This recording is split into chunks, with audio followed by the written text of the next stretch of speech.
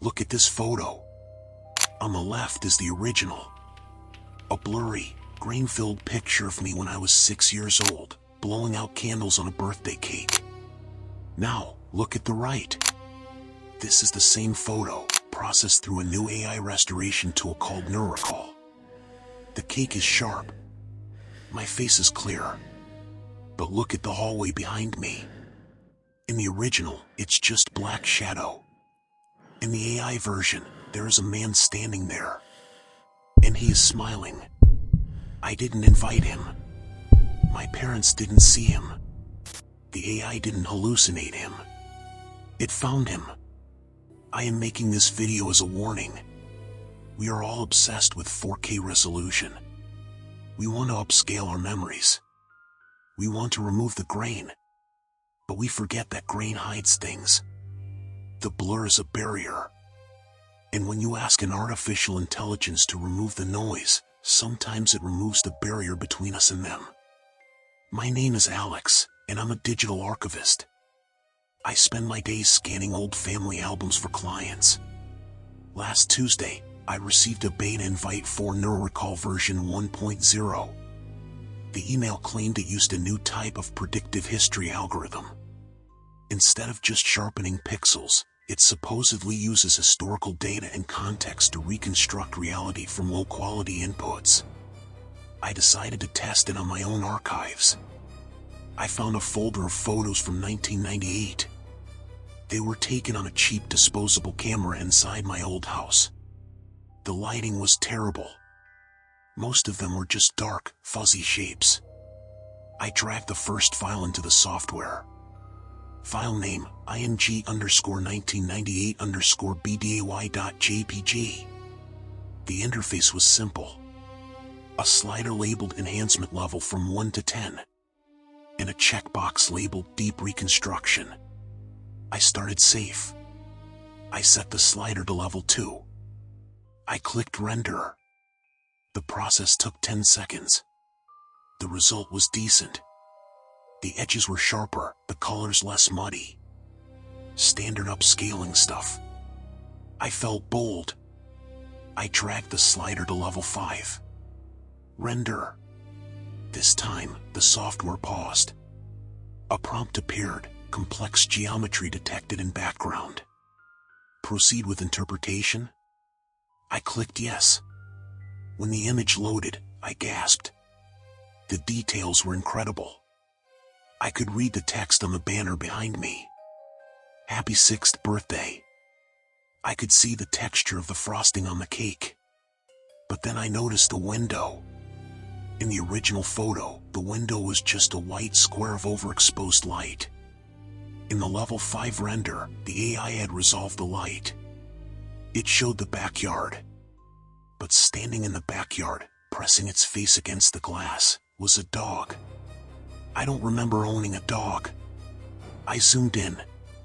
The dog had no eyes. Just empty sockets. Glitch, I whispered to myself. AI hallucination. It happens all the time.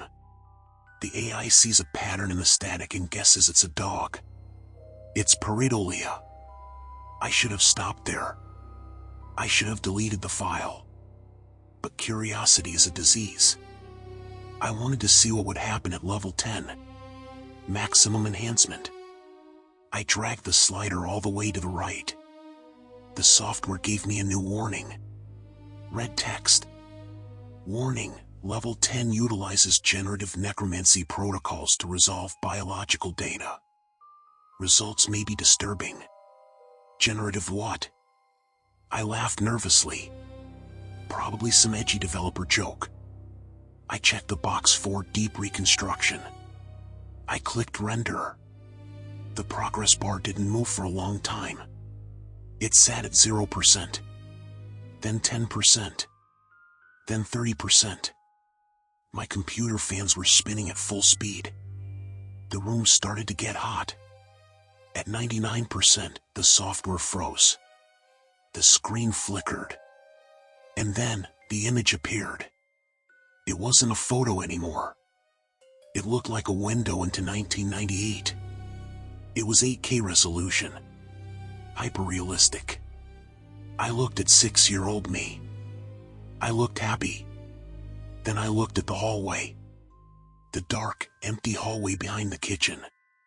The AI had stripped away the darkness. It had reconstructed the light data that the cheap camera couldn't capture.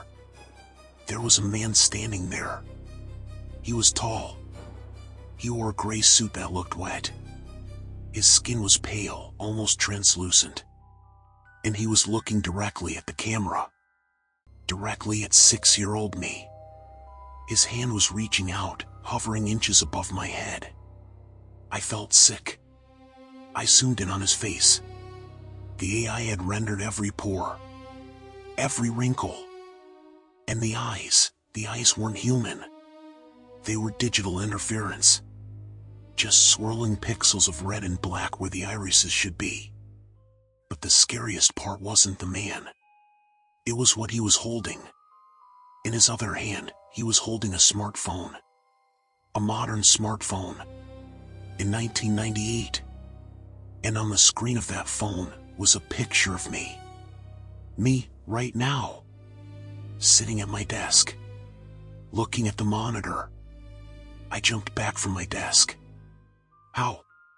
How could an AI reconstruct a photo from 1998 to include a picture of me in 2025? I grabbed my own phone to take a picture of the screen, to send it to a friend. But when I opened my camera app, the face detection square popped up. Not on my face, but on the empty space behind me. I spun around. Nothing. Just my empty office. I looked back at the monitor. The image had changed. I hadn't touched the mouse. I hadn't re-rendered it. But in the photo, the man was no longer in the hallway. He was standing right behind 6-year-old me. His hands were on my shoulders. And his head was turned. He wasn't looking at the camera anymore. He was looking out of the screen. At me. I tried to close the program. The X button was grayed out. I tried to open Task Manager. Nothing. The software started rendering the next image in a folder automatically. img_1998_mas.jpg, process, level 10. No. I yelled. The progress bar flew across the screen. The image loaded. Me opening presents. And the man. Sitting on the couch next to me. But this time, his mouth was open. The AI had rendered his jaw unhinged, hanging down to his chest. And inside his mouth, there wasn't a tongue. There was text. Tiny, sharp text rendered on the back of his throat. I leaned in closer to read it. It said, "Upload complete." If you're watching this, you need to understand something about AI. We think it creates things. We think it imagines things. But what if it doesn't? What if AI is just a lens? A lens that can focus on frequencies of light that our biological eyes filter out. What if the ghosts have always been there, hiding in the grain, hiding in the blur? And now, we built a machine that can see them. I unplugged my computer. I pulled the hard drive out and smashed it with a hammer. But it didn't matter. This morning, I unlocked my phone. My wallpaper had changed. It was the photo of me from my 6th birthday. But it wasn't the original. It was the level 10 render. And the man wasn't behind me anymore. The man was gone. The hallway was empty. But when I looked closely at 6-year-old me, my eyes, they weren't my eyes anymore. They were his. Swirling red and black pixels. If you use photo enhancers, Rimini, Topaz, whatever, do me a favor. Never go past level 5. Keep the blur. Keep the noise. The grain protects you. Because once you clear it up, they can see you too. Listen to me. Subscribe to this channel if you want to stay updated on digital anomalies. I track them so you don't have to. But whatever you do, Check your photo albums. Zoom in on the dark corners. If you see a face that shouldn't be there, do not enhance it. Delete it.